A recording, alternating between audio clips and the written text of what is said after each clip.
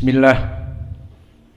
Innal hamdalillah nahmaduhu wa nasta'inuhu wa nastaghfiruh wa na'udzu billahi min syururi anfusina wa min sayyiati a'malina.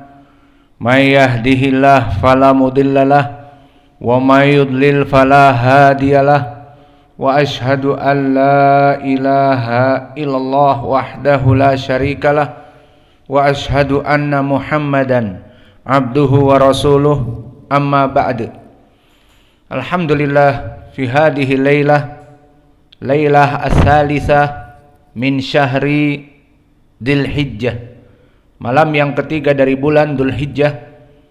Maka pada malam ini, malam Kamis, kita lanjutkan kajian di Fakultas Ilmil Fiqh dalam pembahasan kitab kumpulan hadis sahih tentang hukum sembelihan kurban. Maka insyaallah pada kesempatan malam ini, kalau bisa kita selesaikan kitab ini, maka kita masuk kepada bab yang ke-12. Bolehkah atau diterimakah sembelihan kurban diniatkan pahalanya untuk mayit, orang yang sudah meninggal? Seperti gambarannya, kita menyembelih kambing di hari Id, kemudian kita niatkan pahalanya itu untuk orang tua kita yang sudah meninggal. Maka apakah tersampai pahalanya kepada mereka? Maka permasalahan ini telah terjadi ikhtilaf di kalangan para ulama. Ba'id hada. Ikhtilaf fi tadhiyah anil mayyit. Huna maratan ukhra. Terjadi khilaf dalam permasalahan sembelihan untuk mayit. Maka khilaf yang pertama, man jawazahu mutlaqan. Bismillah. Yang pertama, yang membolehkan secara mutlak. Dan yang kedua, man yanfi mutlaqan wa adamul wusul ilaihi. Mereka dari kelompok ada yang menafikan secara mutlak dan mengatakan tidak akan sampai sama sekali. Adapun ucapan yang ketiga, maka mereka yang mengatakan fihi tafsil, dengan diberi tafsil. Dan tafsilnya bagaimana nanti akan kita bahas.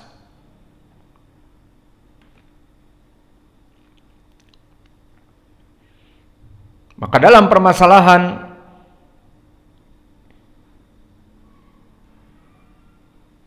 ikhtilaf ini,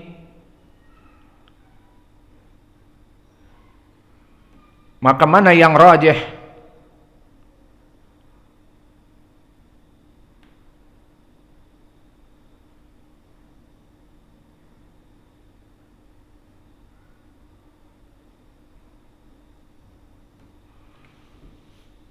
Maka yang rajih yang mana? Kita periksa satu persatu dari pendalilan.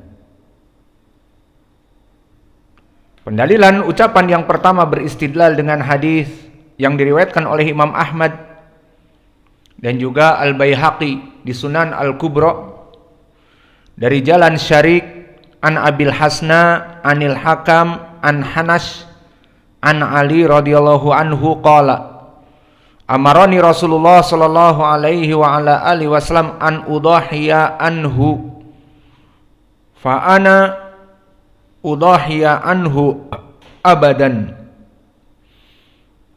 Maka di dalam hadis ini datang dari Ali radhiyallahu anhu, berkata radhiyallahu anhu, Nabi memerintahkanku, dan lafaz amara asalnya yufidul wujub.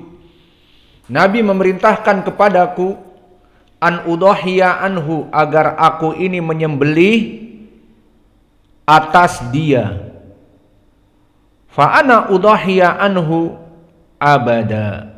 Fa ana udhi anhu abada. Dan aku melaksanakan sembelihan untuk dia, yakni Nabi, atas dia selamanya.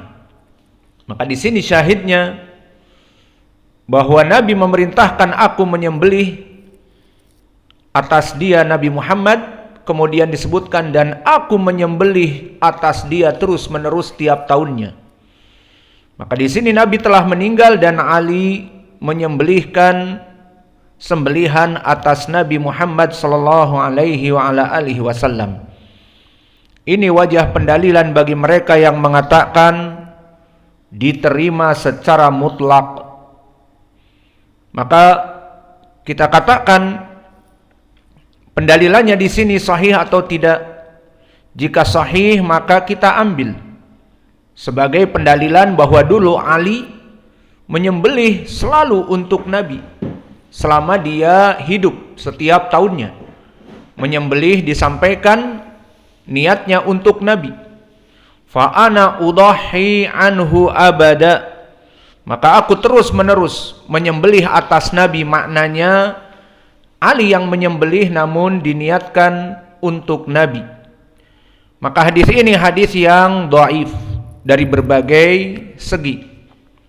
Pertama, Abul Hasna, maka dia dalam keadaan majhulul hal. Ilah yang kedua, Syarik, wa huwa Ibnu Abdillah Al-Qadi An-Nakhai, sayyi'ul hifdz.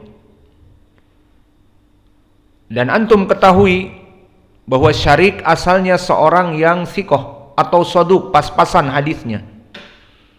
Lalu didhaifkan oleh para ulama menjadi sayyi'ul hifdz, hafalannya rusak. Limada? Ba'da tatawallal qadha. Setelah dia menjadi seorang qadi, seorang hakim yang menghukumi kaum muslimin. Maka di sini ya ibadallah menjadi pendalilan bahwa al-hifdzu khawan. Hafalan itu pengkhianat. Wa sahih. Bahkan Al-Qur'an seperti itu.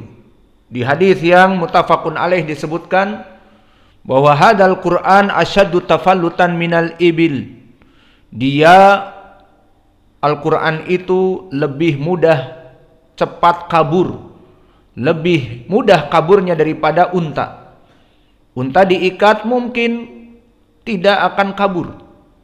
Tapi jika diikatnya dengan lemah ataupun diikat dengan tali yang rapuh, maka dia meronta-ronta kabur. Al-Quran tidak diikat dengan murajaah, maka dia akan sirna. Apalagi disibukkan dengan perkara-perkara yang duniawi ataupun apa saja yang tidak menyempatkan dia untuk murajaah, maka akan hilang. Dan begitu pun ilmu syar'i.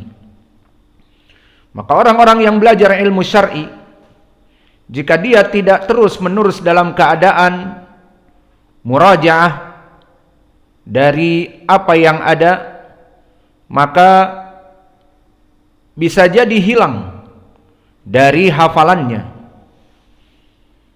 Dan begitu pun ilmul hadis, meriwayatkan hadis dari gurunya, haddatsana fulan an fulan an fulan an sahabah anin nabi kada wa kada.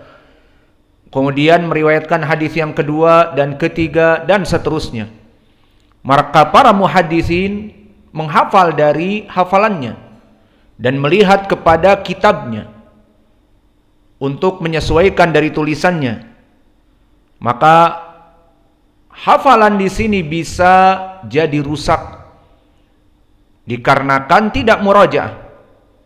Maka Syarik Ibnu Abdillah Al-Qadi disebutkan dia asalnya saduq, hasanul hadis, hadisnya baik, diterima. Kemudian karena dia seorang faqih dan diperintah mungkin oleh pemimpin negerinya menjadi qadi, menjadi hakim. Dan qadi di zaman now seperti hakim di pengadilan sibuk Setiap hari berapa urusan kaum muslimin, mulai dari urusan perceraian, mulai dari urusan sengketa tanah, mulai dari urusan pencurian, mulai dari urusan pembunuhan dan sebagainya. Maka perkara-perkara ini besar bagi dia. Akhirnya dia disibukkan dengan perkara qadaya, perkara urusan penghakiman, tidak murajaah dari hadisnya. Mulai hadisnya keteteran karena sibuk. Perkaranya perkara besar, perkara pembunuhan, perkara pencurian dipotong tangan, perkara perzinaan ada yang dirajam, ada yang hanya dicambuk, dan sengketa tanah kedua-duanya bersumpah bahwa saya begini dan yang lain begitu, maka dihukumi bagaimana, harus adil, diperiksa berhari-hari. Akhirnya tidak sempat untuk murajaah hadis dan tetap dia paksakan meriwayatkan hadis. Harusnya dia pensiun kalau tahu dirinya tidak mampu. Namun dia ingin menjadi qadhi dan ingin mentahdits hadis. Akhirnya tidak murajaah. Murid-muridnya datang meminta hadis, maka dia meriwayatkan hadis. Hadisnya mulai keteteran. Banyak sanad-sanad yang salah, bahkan matan yang salah. Banyak hadis-hadis yang maklub, maksudnya tertukar. Mana yang sanadnya di sini masuk kepada matan yang lain. Matan nomor 1 masuk kepada sanad nomor 7. Sanad nomor 2 masuk kepada matan nomor 10. Maklub. Maka para ulama mulai curiga dari periwayatannya, kok aneh hadis ini.